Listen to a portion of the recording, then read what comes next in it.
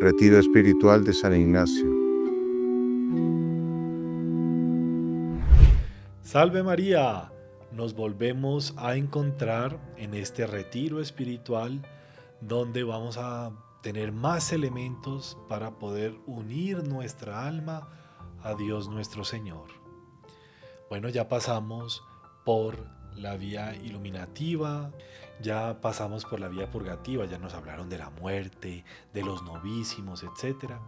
Hoy vamos a entrar en la vía unitiva, o sea, vamos a tratar varios temas muy serios, muy importantes para la vida espiritual, pero que van a hacer con que nuestra alma empiece como que a respirar, o sea, sí tengo solución, ay, Dios sí tiene esperanza en mí, yo sí tengo medios para poderme salvar, yo que soy tan poca cosa.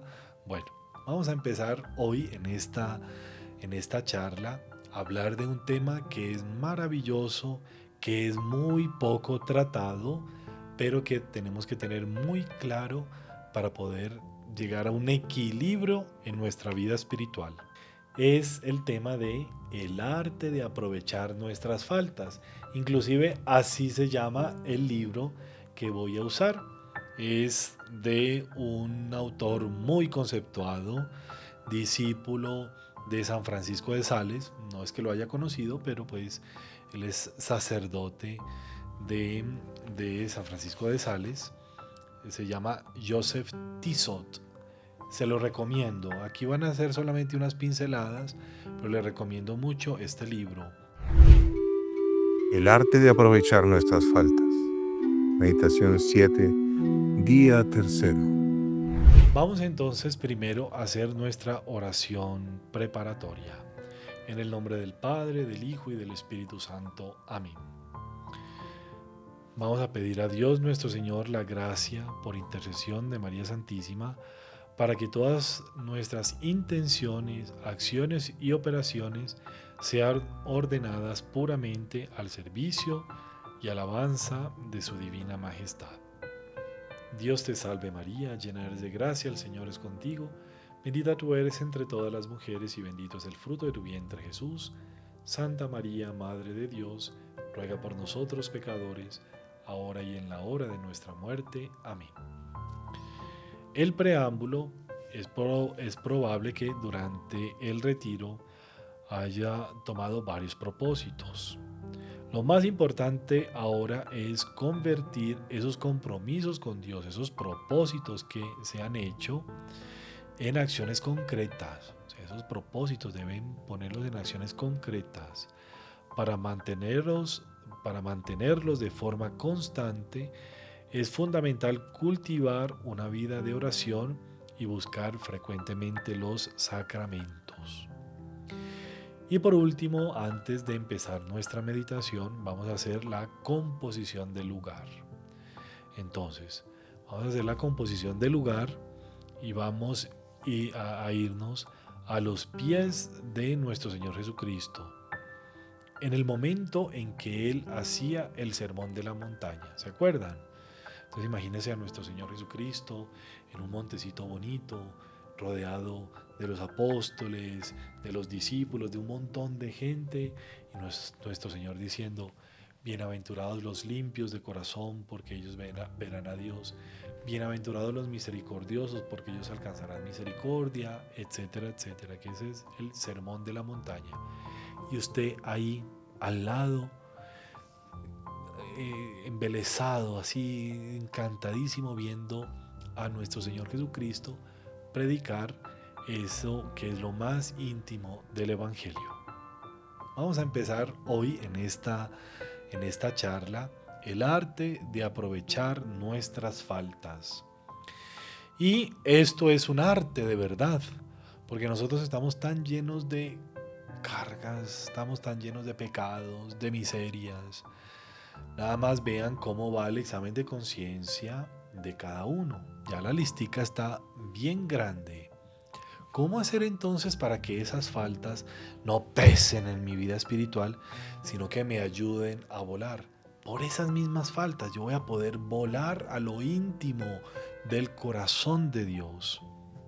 Entonces hay varios puntos que nosotros tenemos que aprovechar, nosotros tenemos que ver y que es bueno que usted coja su papel y lápiz. Me imagino que ya lo ha usado en todos estos días, pero coja su papel y lápiz y vamos a hacer como que una especie de estudio, así, pum, pim, pam, pam, para poder tener la materia muy clara y así cuando venga el demonio a empezar con la tentación porque usted es muy malo, tal, usted lo ponga a un lado y vea la bondad de Dios en su alma y en su vida.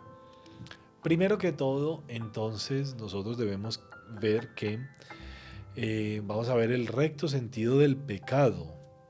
No es quedarse en una estéril y hasta enfermiza culpabilidad. Es que yo hice y yo no sé qué y para papá. Eso es bueno, pero calma, debe ser un recto sentido. Entonces, no vamos a tener el recto sentido del pecado, no es quedarse en una estéril y hasta enfermiza culpabilidad, sino en un reconocimiento de una ofensa a Dios que es amor. Y como Dios es amor, Dios se merece todo lo mejor de mi parte. Él que es tan maravilloso, no es solamente que Él me da, me concede, no, es que Dios es maravilloso, Dios es fenomenal, Dios es todo para mí. Ese Dios es amor, ha sido ofendido por mí.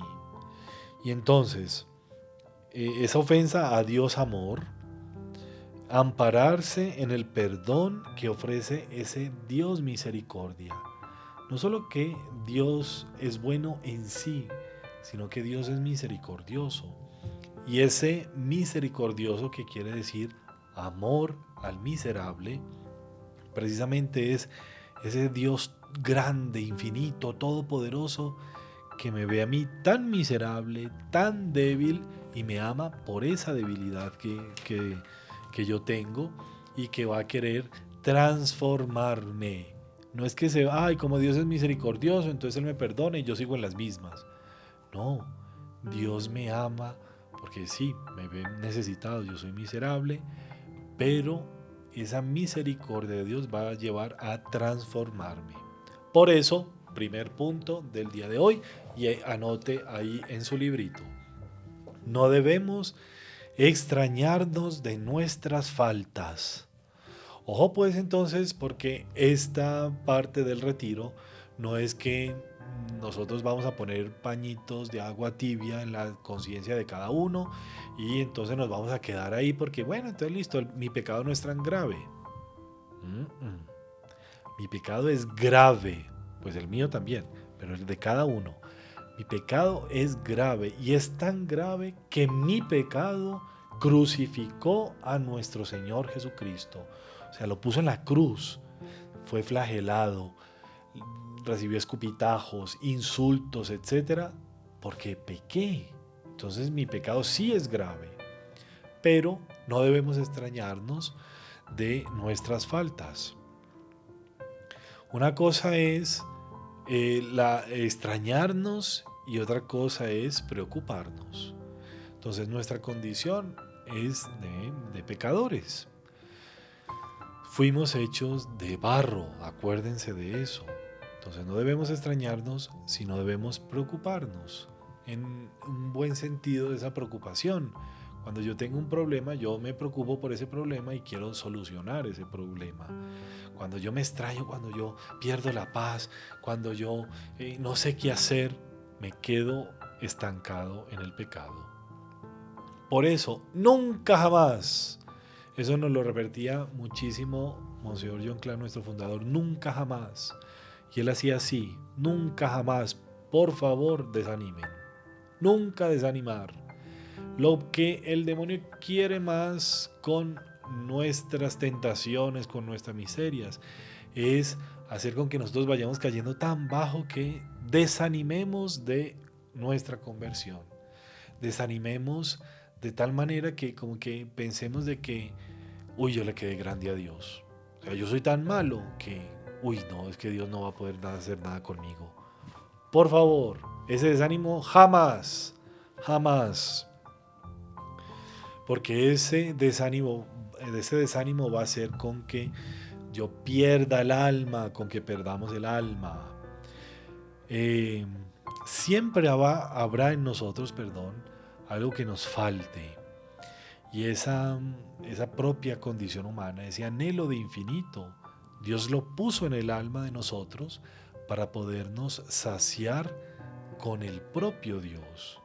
Por eso es que nuestro Señor en el Evangelio dice que un abismo atrae otro abismo. Porque como nosotros tenemos un alma infinita, y nosotros estamos hechos para lo infinito, estamos hechos para Dios. Entonces vamos a siempre querer más y más y más y más. Y ese movimiento de más, por así decirlo, no sé cómo llamarlo, pero ese movimiento de más que tenemos cada uno en el corazón y en el alma, solamente la va a poder llenar Dios, porque Dios es el único ser infinito.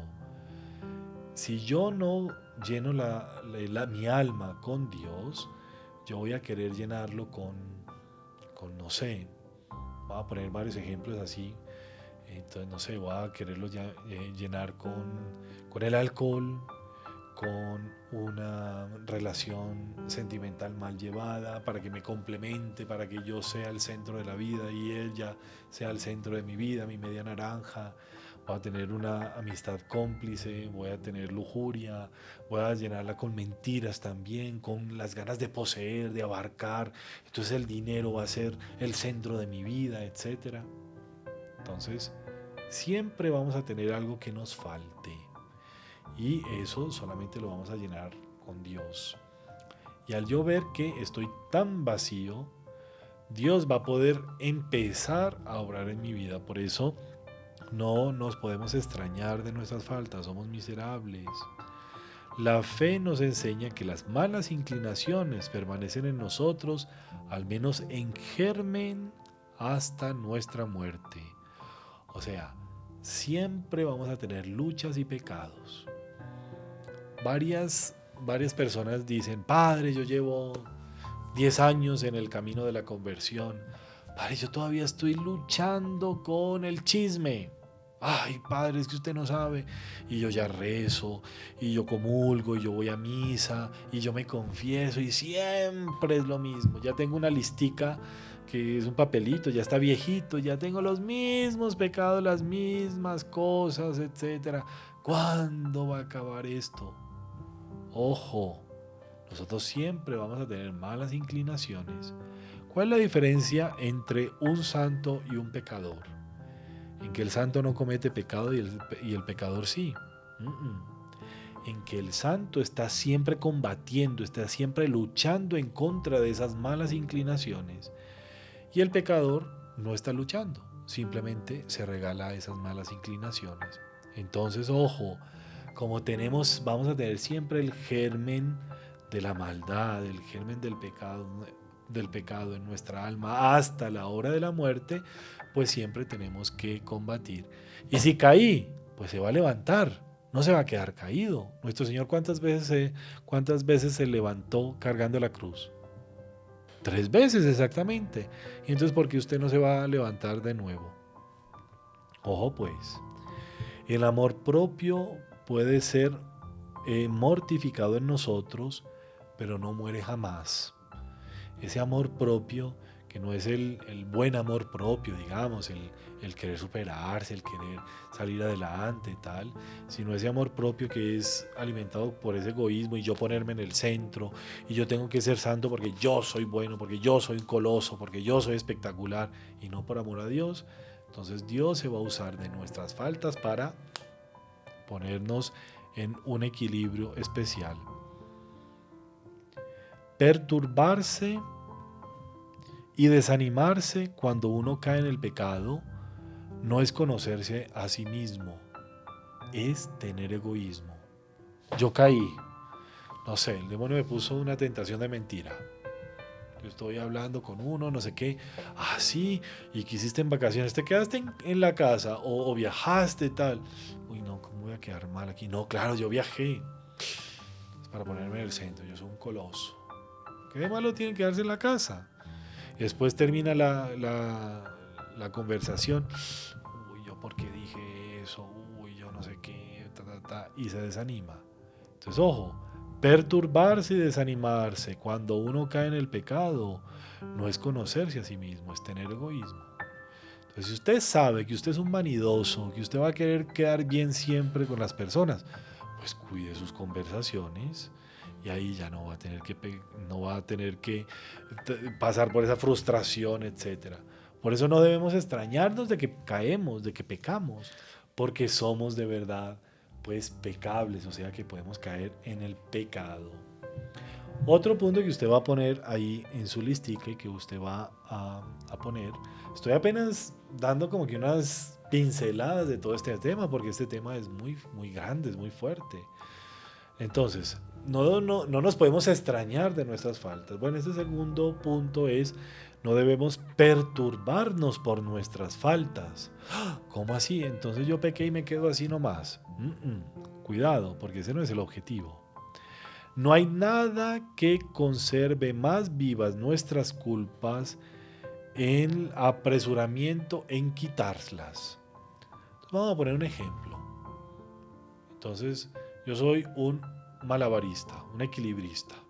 Si han visto que hay gente que pone una cuerda de montaña a montaña o de edificio a edificio, de precipicio a precipicio, y van pasando con un palo, así van haciendo equilibrio. Bueno, si esa persona que está pasito a pasito, pasito a pasito, pasito a pasito, pasando por esa cuerda, se empezase a extrañar porque sopló un viento, porque no sé qué, porque pasó un mosquito, un pajarito, no sé qué. Si empieza a perturbar, si empieza a querer pasar la cuerda rápido, porque ¿qué va a pasar? Se va a caer. Por más que esté con el equilibrio perfecto y tal, va a perder el equilibrio por como ese atropellamiento en las cosas. Pues la vida espiritual es exactamente lo mismo. ¿Qué es la perturbación? La perturbación no es querer uno ya ser santo y cambiar y tal. La perturbación es ese movimiento del alma que hace con que yo no respete los tiempos de Dios, no respete los tiempos de mi alma, no respete esa inercia que yo llevaba para poder parar y empezar pasito a pasito, pasar por la cuerda hasta llegar incólume a la santidad. Entonces ese perturbarnos por nuestras faltas es precisamente yo estar en medio de ese malabarismo y yo estar queriendo ya, no sé, dejar todas las tentaciones contra la pureza, porque entonces no sé qué tal. Y resulta que es que Dios quiere que vayamos reconociendo nuestra miseria y paulatinamente nosotros ir ganando terreno para que nuestra conversión sea sincera. Entonces voy a leer una partecita de este libro, no se me vayan a desconcentrar porque es muy importante. Entonces, acuérdense, no debemos perturbarnos por nuestras faltas. ¿Qué dice el autor? No hay nada que conserve más viva nuestras culpas que el apresuramiento por quitarla. Y así caminamos con lentitud. Ya no se corre más, se camina con dificultad. Hay descontento de uno y hasta del mismo Dios. Se desconfía de la oración, sin otra disposición que el miedo al recibir los sacramentos, hasta que una circunstancia especial, como una confesión bien hecha o un retiro, impresionante, o un retiro, nos devuelven el fervor del principio. Entonces, más que usted atormentarse por la idea de que está pecando, que tiene esta mala inclinación, tiene esta cosa, primero usted lo que tiene que hacer es devolverse al amor primero, a ese amor inocente. Recuerde cómo era el tiempo de su primera comunión. Recuerde cómo era su relación cuando todavía tenía esa inocencia bautismal en el alma, en que a usted le hablaban de Dios, de la Virgen, de los ángeles, y usted se encantaba, usted quería estar con ellos, usted le proponían algo malo y ni siquiera entendía qué era la cosa porque su corazón estaba en otro patamar. Primero entonces, para no perturbarnos por nuestras faltas, lo que tenemos que hacer es invertirle al amor primero, a ese amor generoso a Dios nuestro Señor, y pasito a pasito ir pasando por esa cuerda hasta al otro lado, haciendo malabarismos, pero pasando al otro lado. ¿Si nos están acompañando o no? Es que este tema es muy bueno. Tercer punto, ya nos estamos acercando al final. No debemos desanimarnos por nuestras faltas. Acuérdense que yo les hacía así hace unos instantes y que les recordaba que Monseñor decía que no podemos desanimar. Bueno, si nuestro Señor nunca desanimó, si nuestro Señor llevó la redención hasta el último punto, nosotros tampoco debemos desanimar. Entonces, es importante. Nosotros somos como unos soldados que están en medio de la batalla, que estamos en medio de la guerra. Y porque nos hirieron, porque estalló algo al lado y nos cayó, no sé, tierra o nos ensució el uniforme, nosotros vamos a dejar de ser soldados. En la vida espiritual es exactamente lo mismo. Nosotros estamos en una guerra, en un combate, en una lucha. Hasta hay veces cuerpo a cuerpo contra el demonio, contra la tentación. Y nosotros no podemos pensar de que porque fuimos heridos en tal batalla o porque en nuestro uniforme se nos manchó en tal otra circunstancia, etcétera, nosotros vamos a dejar de ser parte del ejército de nuestro Señor Jesucristo. No, Señor. Por eso no debemos desanimar. Siempre debemos luchar, siempre debemos combatir. Si caí 1, 2, 3, 5, 10 veces en la misma falta, yo con la misma confianza me voy a levantar sin desanimar, porque yo estoy en medio de una batalla. Entonces, para eso, para no desanimar, tenemos que tener una humildad, como lo dice aquí el autor, que es muy pintoresco, dice, tener una muy humilde humildad. Muy humilde humildad. No es una humildad etérea así con que, ay sí, claro, es que yo soy humilde porque yo soy. No, yo tengo que tener una humildad de tal manera que me muestre a fondo cuáles son mis debilidades, cuáles son mis miserias y qué no estoy haciendo para poder superar esas dificultades. Y si hay alguna cosa que debe partir de mí, por esa humildad yo la voy a identificar y voy a hacer con que verdaderamente pues arranque de mi alma esa mala inclinación. Dice aquí el autor, él cuenta el hecho de una santa que les confieso, ya que estamos aquí en retiro y tenemos que ser humildes, les confieso que la primera vez que yo la escuché fue cuando leí el libro. Dice, la buena Santa Taís, no sé quién era Santa Taís, y lo peor es que hay otro santo que nunca lo escuché, pero el ejemplo es tan interesante que lo voy a leer. La buena Santa Taís se dirigió un día a San Pafnucio. No sé quiénes eran, pero la enseñanza es espectacular.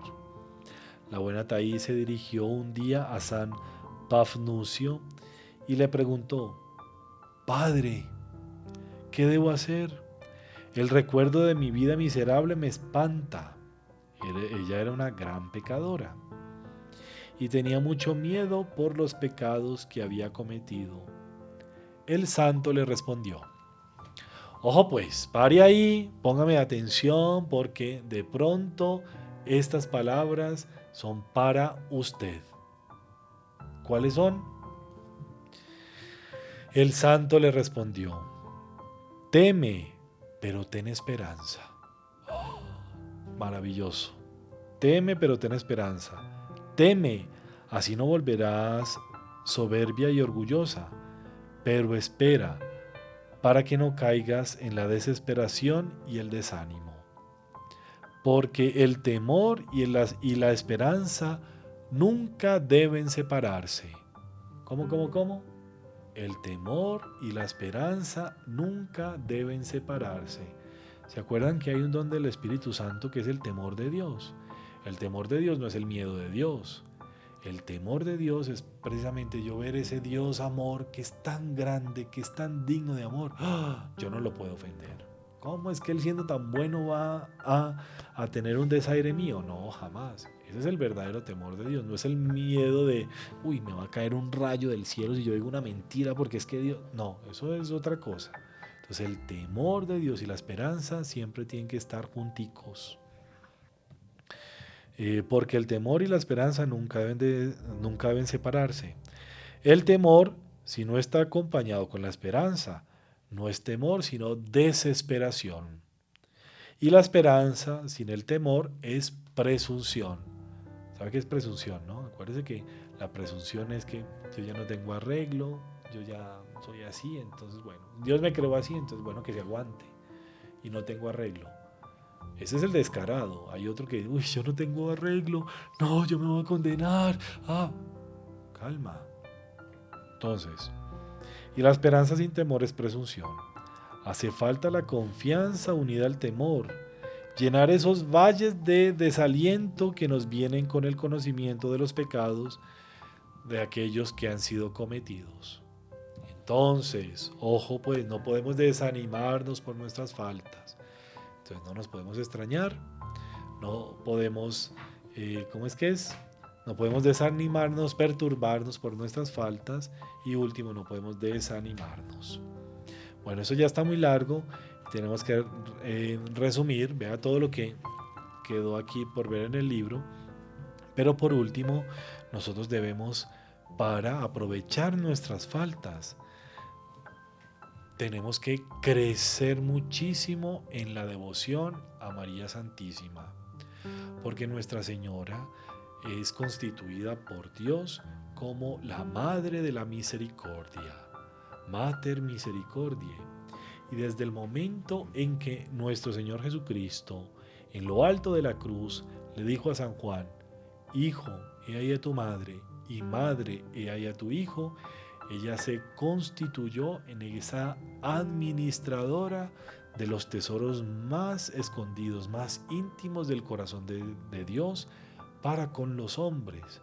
Porque una madre es aquella que ampara, que protege, que ayuda a formar, que alimenta a sus hijos. Y por eso nuestro Señor Jesucristo nos entregó a María Santísima para que en nosotros los buenos propósitos, las virtudes, la santidad, esa unión con Dios se vaya fortaleciendo, se vaya formando, se vaya configurando y ella vaya alimentando todo eso para que sea robusta ese alimento a Dios.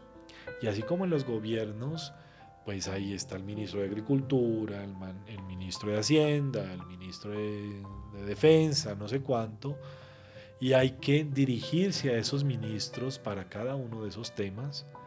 Nuestro Señor ha constituido a Nuestra Señora como esa ministra de misericordia.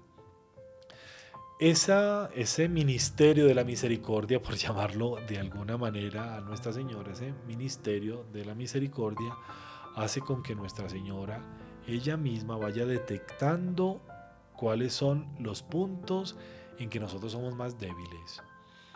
Y a medida que nosotros nos vamos acercando a ella, la vamos amando más, la vamos tomando como modelo de virtudes, ella misma va haciendo con que esas miserias pues se vayan transformando en fortalezas, de tal manera que en nosotros pase lo mismo que pasó con Santa María Magdalena. Acuérdense que Santa María Magdalena era, pues sí, de la mejor familia de Israel, era una mujer superpudiente, etc. Pero ella entró por las vías de la lujuria hasta llegar a ser una mujer pública. Y ella, de ser esa mujer lujuriosa, esa mujer horrorosa, me perdona la palabra, Nuestra Señora la fue transformando y en el catálogo de las vírgenes es la primera. ¿Y por qué? Porque Nuestra Señora, con la convivencia con ella, con las palabras, ayudándola a encauzar su alma, su vida, su amor, su corazón, pues la fue transformando. Y de esa debilidad que tenía ella, ahora es baluarte y es una estrella, un faro que guía a las personas que tienen esas mismas inclinaciones o tienen esas mismas miserias. Por eso entonces muchísimo amor a Nuestra Señora. Vemos cómo entonces todos tenemos esperanza, todos podemos cambiar.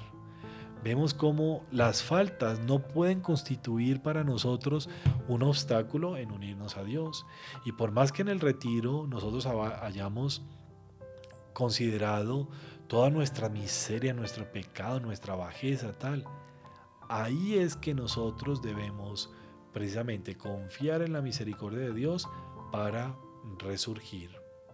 Y por eso es que debemos aprovechar nuestras faltas, porque si Dios ama al miserable, o sea, Dios es misericordioso, Dios puso a Nuestra Señora como esa administradora de la misericordia divina, y yo soy miserable y yo necesito misericordia, entonces Dios me va a escoger a mí porque soy muy miserable. Dios me va a amar mucho más a mí, que soy más miserable, que soy más pecador que todos. Si solamente existiese una persona en la historia y esa persona fuese yo, y yo hubiese ofendido mortalmente a Dios nuestro Señor y me haya alejado de Él, Dios se hubiese encarnado solo por mí. Ya pensó en eso. Entonces, no escuchemos al demonio cuando nos haga desanimar por nuestras faltas, sino que aprovechemos de ellas para poder, pues, unirnos más a Él. Ahora, les hago una pregunta. Si yo aprovecho de esas faltas para unirme a Dios, ¿cómo es que debo perseverar en esa unión con Dios? Pues bueno, esa es la siguiente reunión. Nos vemos más tardecito. Que les vaya bien en la meditación. Salve María. Si no se quiere perder ninguno de nuestros videos, suscríbase a nuestro canal, active la campanita y no se olvide de compartirlo con sus conocidos.